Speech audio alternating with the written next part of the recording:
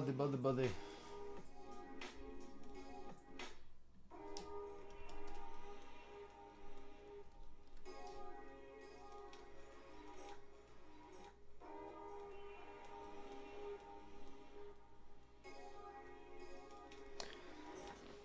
What's good, everybody? Welcome back to another episode of Combat and Kick It. It's your boy Bando.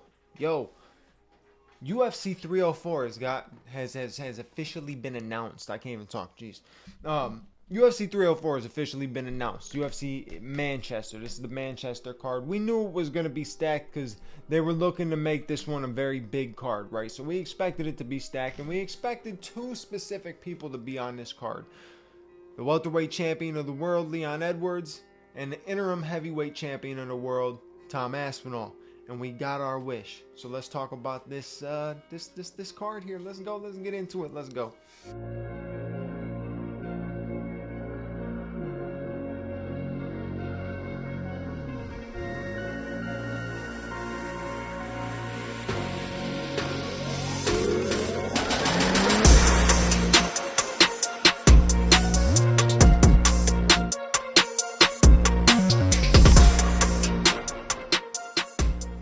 Alright, so UFC 304, like I said, it's a stacked card. It is a really good card. We expected that to be what it was going to be, but check this out. Listen to this. You got Molly McCann going up against Bruno Brazil. You already knew that Molly McCann was going to be on this card. It's automatic.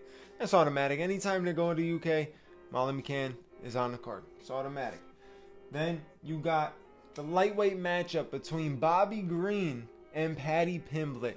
Bobby Green's going across the pond and going to fight one of UK's biggest stars. Honestly, in America, people fuck with Paddy, but in the UK, Paddy is a massive star. So that's a tough fight for Bobby. Honestly, not saying that in skill level or anything like that. Going into enemy territory, that's a tough fight. But it's gonna be a fun one for as long as we get it, because I don't see that going 3, but we'll see. You never know.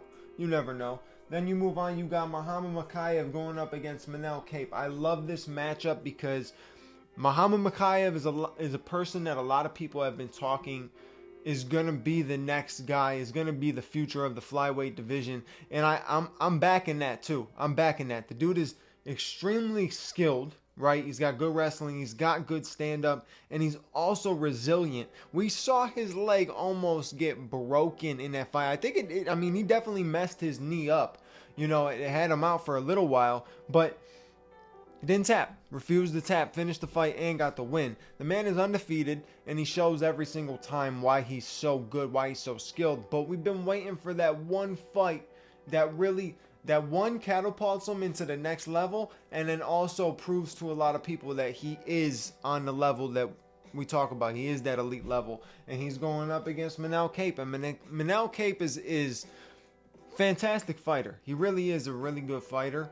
But the thing about it, he cannot make it to a fight. Whether it's him or his opponent, his fights always fall out. So I'm hoping this one does go through, because this is a huge matchup. This really is. You got to have guys like Manel Kape who are supposed to be the future of the division, but can't be the future of the division because every single time he tries to get a big fight, something happens. It doesn't fall out or doesn't fall through, and he doesn't get the matchup. And it happens almost every single time for him. And I hope this one goes through, but it's going to be hard to rock against Muhammad Mokaev for that one. Then you got Arnold Allen going up against Giga Chikadze.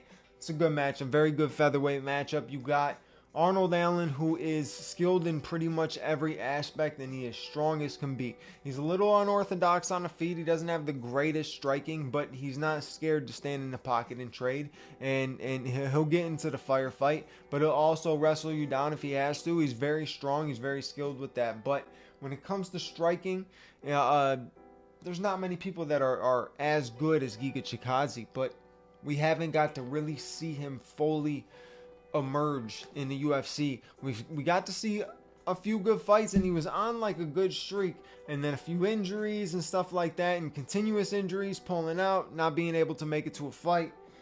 The Manel Kape problem. Excuse me. All right, my bad. Had to take a phone call, but Overall, yeah. So we were talking about Giga. Giga can't make it to fights, and that's a problem, right? He's got the Manal Cape syndrome. So we got to see him get to this fight. Hopefully we make it through, and we get to see if he really is a dominant striker, because now you're seeing him get tested. You're seeing him against people that really matter. Arnold Allen is the top of the division. If you can get past Arnold Allen, then you're breaking through. But Arnold Allen is one tough person to get past, so that's going to be a very fun fight. It's going to be a very fun fight, and that's another one that's going to be it's going to be fun for as long as it lasts, because I can see it finishing that one. Then you got the co-main event is Tom Aspinall and Curtis Blades. Now, I don't know if the interim championship is on the line. I don't even know if you could do that. I don't know if that's a thing. But, yeah, Tom Aspinall going up against Curtis Blades. Second time. This is the matchup where Tom Aspinall last time got injured. Hopefully that don't happen. It's like, see, what the fuck is up with this card? This card is actually kind of crazy. Too many people that have had problems. But either way, this is a huge matchup. This is a really good matchup. And this is a chance for Curtis Blades to steal the entire show, to steal the spotlight and take that position from Tom Aspinall and be the guy to try to go and fight John Jones or be the next up in line. Who knows?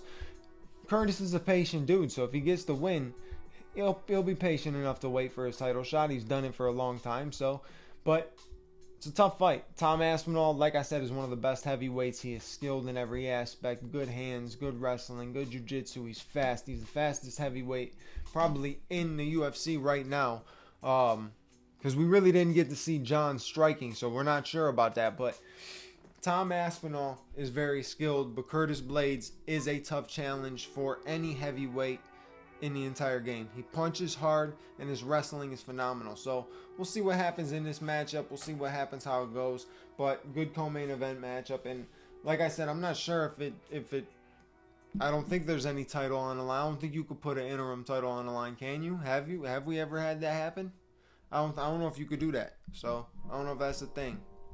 But yeah. So moving on, you got the main event.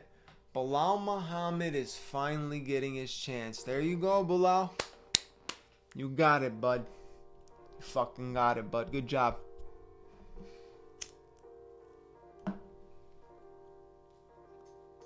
Okay, all in all, I'm not the biggest Belal fan, but damn, that dude did have to wait a pretty damn long time. I mean, he did. There was nobody else coming up in the division besides Shavkat. Could be the only potential guy, and a lot of people weren't, pushing him to be the next guy. So Belal is that guy, and he's finally getting his chance. So congrats, Belal. Belal is going up against Leon Rocky Edwards in his home country of UK. Can Belal steal the show? He was losing the first fight. Let's get that out the way. He was losing the first fight. The eye poke doesn't mean shit. He was losing the first fight. Go back and watch it. He was losing it. But since that fight, Belal has evolved a little bit more into a better decision fighter. Right? He went from a split decision to a unanimous decision. That is fucking awesome.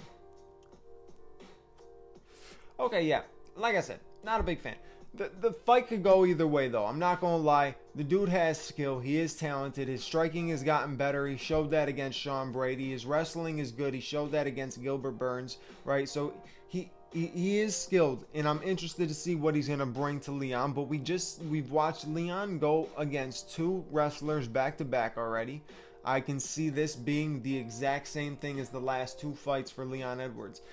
I could be wrong, but I could see this one going the exact same way. But we'll see what Belal brings to the table. I don't think Belal beats him in the striking aspect, but I've said that a million times on podcasts where I believe that somebody isn't, and you know what happens after that.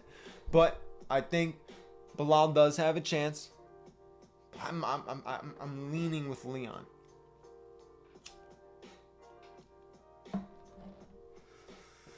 And I'm leaning Leon because you got to think about the hometown crowd, right? Hometown crowd. He's riding the momentum.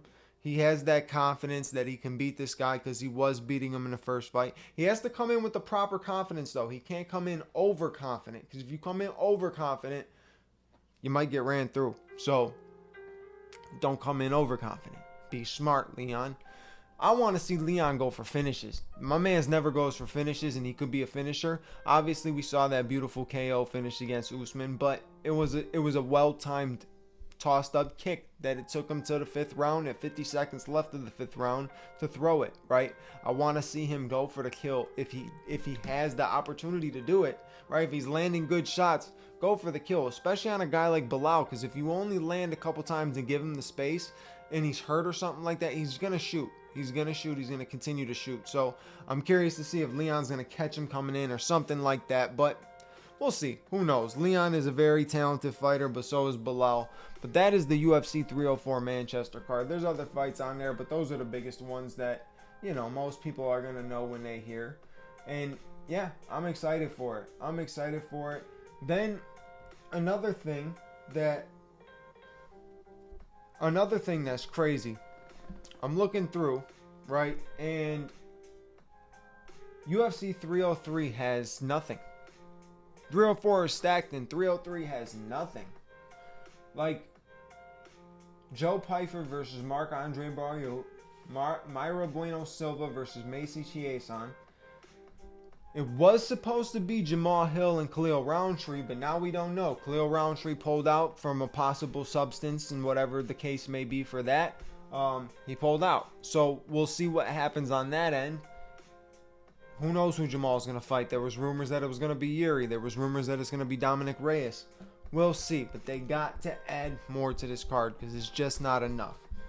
There was also rumor for September, and I called this one. It's rumor so far. It's targeted. It hasn't been official, but rumored for September in the Sphere, Aaliyah Topuria versus Max Holloway. We'll see if that comes through.